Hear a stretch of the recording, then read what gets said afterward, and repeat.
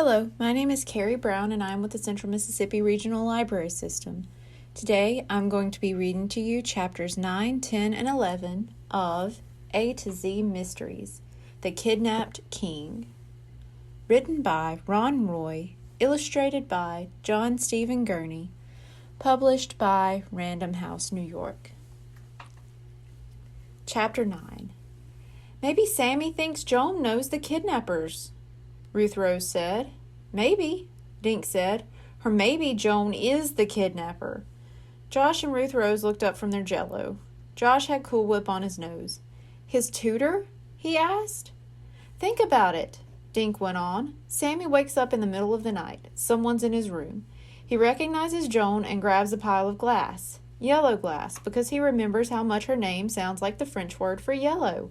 And he knows I know that. But how could she be the kidnapper? Ruth Rose asked. She's Sammy's friend. She came here to help him. Yeah, and you saw how upset she was this morning, Josh said. That couldn't be an act. I still think Sammy just grabbed the first pile of glass his hand landed on in the dark. Ruth Rose stood up. There's one way to find out, she said. Let's go to the hotel and talk to her.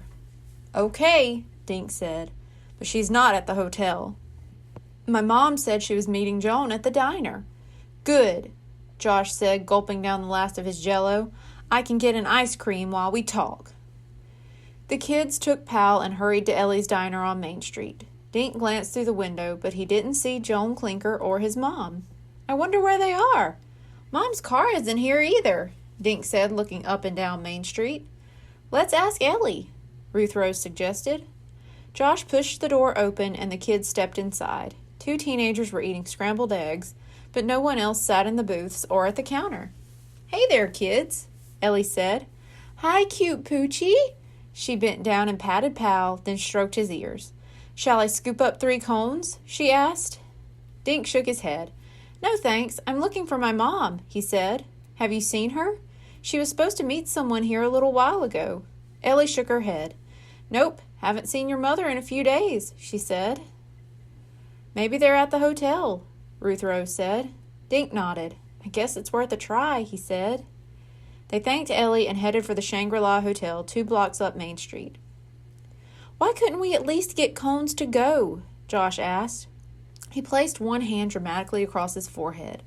I think I feel faint. Later, Dink said, after we find Sammy, and after we find my mom, he thought. 3 minutes later, they walked into the hotel. Mr. Linkletter was sitting on one of the lobby chairs, eating a donut and sipping coffee.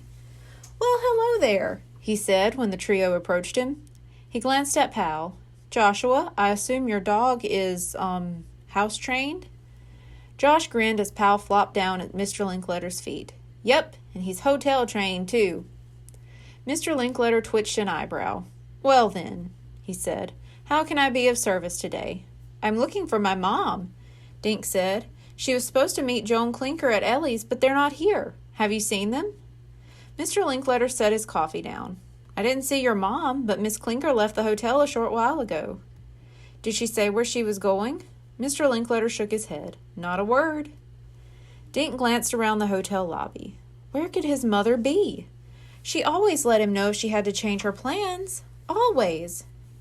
She didn't leave a note or anything? I'm sorry, Donald, Mr. Linkletter said. Perhaps she's gone back home. Would you like to call her? Suddenly, Dink felt sick. He blinked back tears. Something was wrong. First, Sammy disappeared, and now his mother was gone. And she'd been on her way to see Joan Clinker with the yellow glass. Mr. Linkletter wiped his fingers on his napkin and stood up. Come, you can use my phone, he said.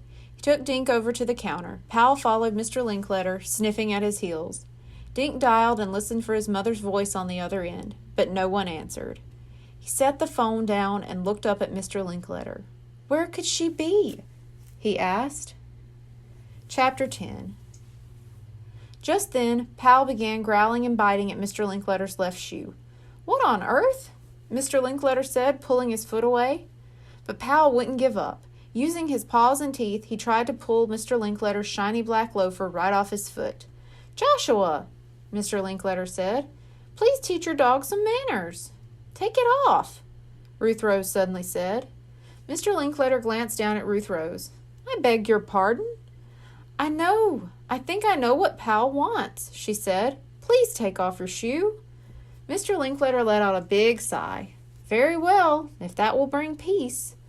The tall man leaned over and removed his left shoe. He showed it to Pal. There, satisfied? He asked. Pal grabbed the shoe in his mouth and dropped it at Josh's feet. I was right, Ruth Rose yelled. She picked up the shoe and held it upside down. On the sole, stuck to a wad of gum, was a piece of shiny yellow glass. The dog was after a nasty piece of gum? Mr. Linkletter asked. No, Dink said. That piece of glass is from Sammy's kaleidoscope. This means the kidnappers brought Sammy here to the hotel. Donald, you're giving me a headache, Mr. Linkletter said, taking his shoe back. He pulled the gum off and slipped the loafer back on his foot. Who is Sammy? What kidnappers? Dink told Mr. Linkletter about Sammy disappearing from his bed. Then he explained about Joan Clinker's French lesson, Sammy's kaleidoscope, and the trail of yellow glass.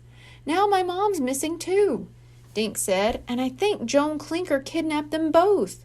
She might be keeping them up in her room. Dink? Josh said. Officer Fallon said Sammy was taken away in a boat. How could he be in the hotel and in a boat at the same time? I don't know, Dink said, but I still want to check out Joan Clinker's room. That piece of glass on your shoe proves Sammy was here. Mr. Linkletter sighed and set down his half-eaten donut. Very well, he said. Miss Clinker has room 301. I'll take you up there. But you must be very quiet. Our guests don't expect crowds of children parading around the halls. He looked down at Pal, but the hound has to stay down here. Shangri-La does not permit animals upstairs. But he can smell stuff, Josh said. We need him. Mr. Linkletter looked at Pal's big brown eyes. Oh, all right. What's one more broken rule? The kids and Pal followed Mr. Linkletter into the elevator. When it stopped on the 3rd floor, they all walked quickly to room 301. A man in a white uniform was pushing a cart full of linens down the hall and around the corner. Mr. Linkletter unlocked the door and pushed it open. Joan Clinker's bed was made and 2 suitcases stood on the floor. Do your thing, Josh whispered into Pal's ear. Pal walked in a wide circle, sniffing the carpet. Suddenly he made a beeline for the closet and began scratching at the door. Josh opened the closet door and Pal rushed in. Dink noticed that the closet was empty. Joan Clinker had packed everything. What's in there, boy? Josh asked, getting down on his hands and knees. While Pal and Josh searched the closet floor, Dink and Ruth Rose looked under the bed and in the bathroom. Suddenly, Josh backed out of the closet.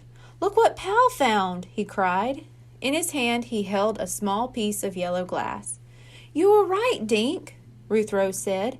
Sammy must have been in this room. Just then, Pal raced from the room with his nose in the floor. The next thing they heard was Pal barking and growling. Everyone followed him just in time to see Pal attack the white linen cart. He bit at the side of the cart and tried to pull it back along the floor. The man in the white uniform pushed the cart in the other direction. Get out of here, mutt! The man yelled, kicking at the dog. That wasn't a good idea. Pal grabbed the man's pants cuff in his teeth and began thrashing and growling. Pal, no! Josh shouted. He pulled Pal away, but the hound was still barking at the man. Mr. Linkletter looked at the man. Who are you? He asked. Just collecting the laundry, the man said, glaring at Pal. Mr. Linkletter pointed to the words stitched into the man's shirt. But we don't use Ace Laundry Service, he said. Suddenly the man bolted for the elevator, but he tripped over Pal's leash and fell on his face. Mr. Linkletter moved spryly and sat on the man's back. What are you doing in this building? He demanded. I ain't talking, the man mumbled with his face in the carpet. Help me, guys, Dink said, grabbing the side of the cart. With a solid yank, the kids toppled over. A mountain of sheets and towels piled out onto the floor. In the bottom of the cart lay Sammy, tied and gagged. Chapter 11. The 3 kids slid Sammy out of the cart and laid him gently on the floor. While Dink and Josh worked on the knots, Ruth Rose pulled away his gag. Before Sammy could speak, Pal waddled over and covered his face with wet dog kisses. Sammy gave Pal a big hug, then he sneezed. They all jumped when the elevator door slid open and Joan Clinker stepped out.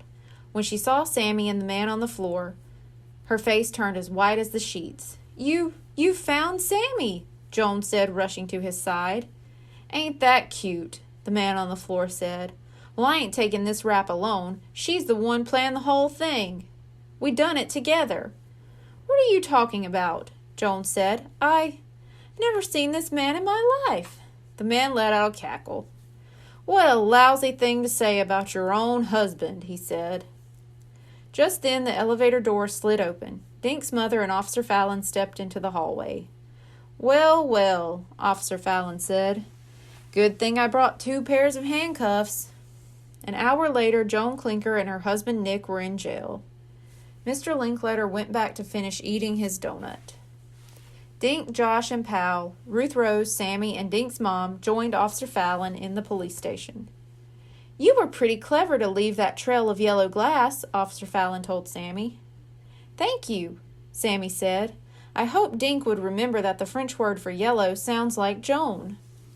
I did remember, Dink said, but Josh's dog was the one who found most of the glass.